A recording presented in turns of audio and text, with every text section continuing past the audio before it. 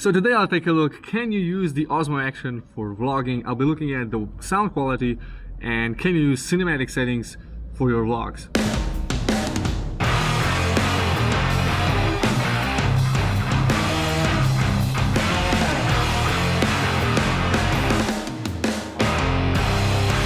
So yesterday I made a video and I've combined shots from the OSMO Action with the Lumix G9 shots, and what I've noticed when I started editing the video is that the sound quality is really bad on the OSMO Action, and you don't notice that unless you compare it to a camera which has a good microphone and just has better sound. So when I placed the clips alongside on the timeline, it was such an obvious difference.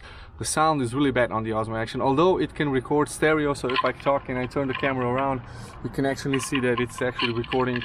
Now that's not what you need for a vlog. You need a good quality sound to make the viewer feel comfortable. Now you can solve that by buying a USB adapter into which you can plug in a 3.5mm microphone jack, because the OSMO Action doesn't have a microphone jack, and if you want to use this for vlogging, definitely you need to buy that extension.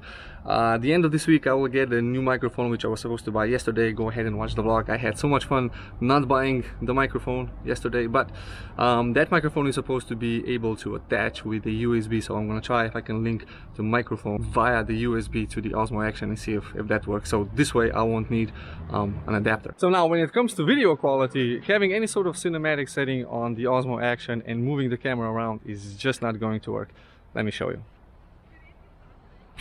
You see, if I put on the ND filter and set my shutter speed to 1/50th of a second, because I'm shooting on a 25 frame per second timeline, the Rocksteady just doesn't know how to stabilize the shot very well. And if I'm shaking the camera, you know, it's just not doing a good job. You know, it's not stabilizing. So I'm gonna compare this with the auto setting right now, where the shutter speed is way over 1/50th of a second. It's actually 1/800th of a second or something like that. And now, of course, the Rocksteady works really well. And the reason for this is because Rocksteady actually needs really sharp and clear images to stitch those frames together. So if I show you an example here, I have two images and I want to align them together one on top of the other. Of course, if the images are really sharp, I don't have a trouble doing that. Now, if I have images that are a little bit blurry, especially blurry on the edges, if I rotate the camera, the center part is sharp, everything else is kind of blurry. Well, then you can see just no way I can match that, and this is when OSMO Action actually starts to suffer. So cinematic settings on an action camera that's renowned for good stabilization is just not gonna work.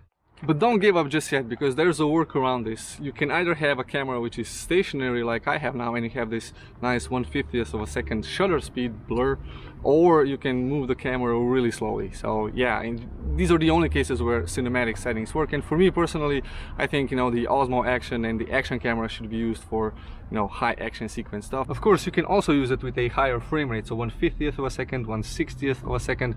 Then you don't really care about motion blur because images are going to be smooth anyway. I would, however, suggest buying an ND filter at least for the time lapses and the hyperlapses. So this way you can get that nice motion blur alongside with your hyperlapse, just like you saw in my previous videos, and probably in this video just as well. So that's that. You need a good microphone to get good audio from the camera, and well, you should not consider using cinematic settings for vlogging.